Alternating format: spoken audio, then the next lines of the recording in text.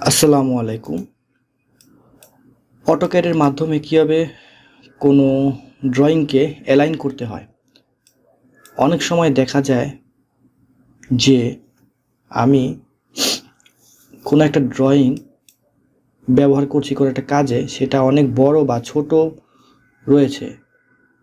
ধরেন এটা এখানে 4 ফিট 5 আছে, কিন্তু আমি এই ড্রয়িংটা খুব ছোট অথবা খুব বড়। দেখেন এই ড্রয়িংটা কিন্তু স্কেলে রয়েছে 4 ফিট 5 ইঞ্চি এবং 4 ফিট 5 ইঞ্চি শো করছে, ঠিক আছে।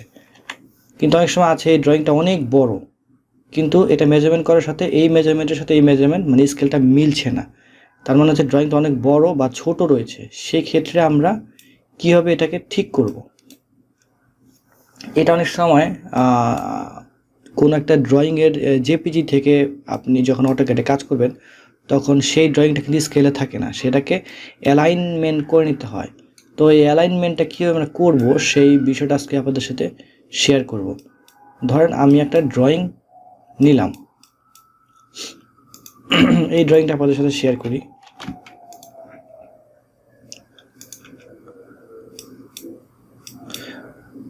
ধরেন এটা 4 ফিট 5 রয়েছে। আমরা এই ড্রয়িংটাকে একটু বড় করে নিলাম। দেখেন এই ড্রয়িংটাকে একটু বড় করে নিলাম, স্কেল করে একটু বড় করে নিলাম।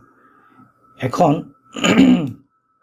যদি আমরা অ্যালাইনমেন্টটা চেক করি তাহলে দেখেন যে এখানে দেখাচ্ছে 16 ফিট 1 ইঞ্চি আর এখানে রয়েছে 3 ফিট 6 ইঞ্চি, অর্থাৎ অ্যালাইনমেন্টের মধ্যে কিন্তু একটা গড়মিল দেখতে পাচ্ছেন।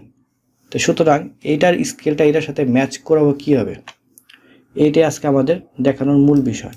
আপনারা অনেক সময় কোনো আগের একটা ড্রয়িং করা ক্লায়েন্টের ছবি থেকে যখন সেটাকে রিড্রয়িং করবেন তখন এই কমান্ডটা খুব কাজে লাগে, বাট আমি আপনাদের ড্রয়িং থেকেই সরাসরি দেখাচ্ছি। আমি প্রথমে যেটা করব সেটা হচ্ছে আমি লিনিয়ার দিয়ে আমি এখানে মেজারমেন্টটা বের করে ফেললাম।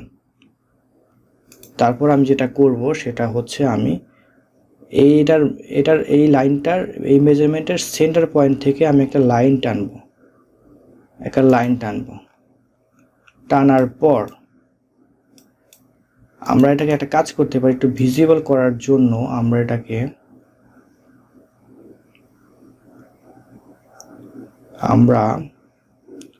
একটা অন্য একটা কালার দিয়ে দিলাম, তো লাইনটা ক্লিয়ারলি বুঝতে পারি। তো এখন আমরা দেখতেই পাচ্ছি যেখানে 3 ফিট 6 ইঞ্চি রয়েছে। তো আমরা 3 ফিট 6 ইঞ্চি আমরা একটা লাইন ড্র করব।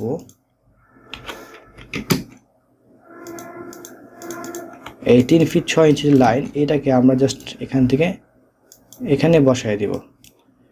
এখন আমাদের কাজ হচ্ছে যে আমরা এল এন্টার, এই অ্যালাইন কমান্ডটা আমরা সিলেক্ট করে পুরো অংশটা আমরা সিলেক্ট করব। সিলেক্ট করার পর আমরা স্পেস বার চাপ দিব। কিবোর্ডে স্পেস বার চাপ দেওয়ার পর আমরা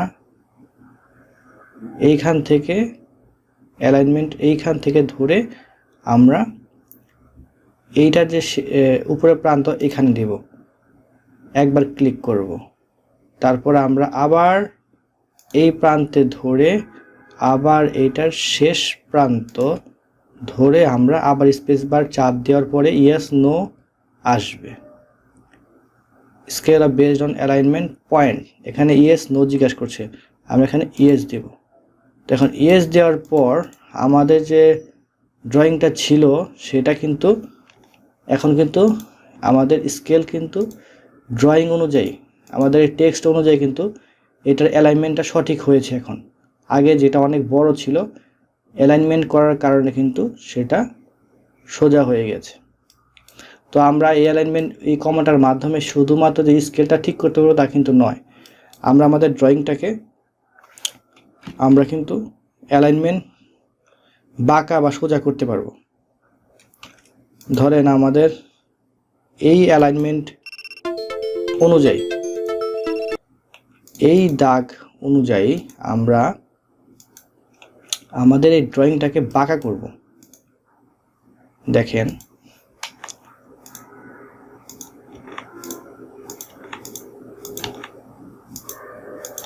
আমরা চাচ্ছি যে এই ড্রয়িংটাকে এইটার মতো এটার অনুসারে আমরা এটাকে বাঁকা করব। সেটা কীভাবে আমরা করব? আবার আমরা অ্যালাইন কমান্ড দিলাম, দেওয়ার পর আমরা এই রেফারেন্স থেকে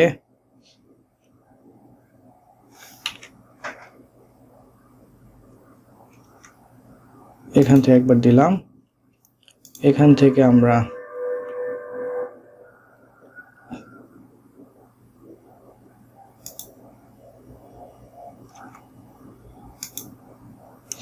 দেখেন আমরা কিন্তু এই দাগ বরাবর ড্রয়িংটাকে ঘোরাতে পেরেছি।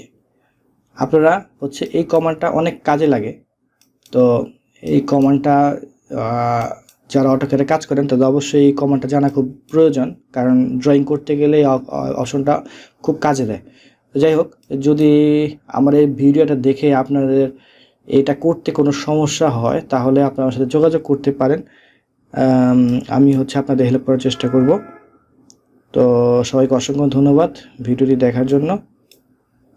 সামনে নতুন কোনো টিউটোরিয়াল নিয়ে আপনার সামনে হাজির হব। ততক্ষণ পর্যন্ত সবাই ভালো থাকবেন। আসসালামু আলাইকুম।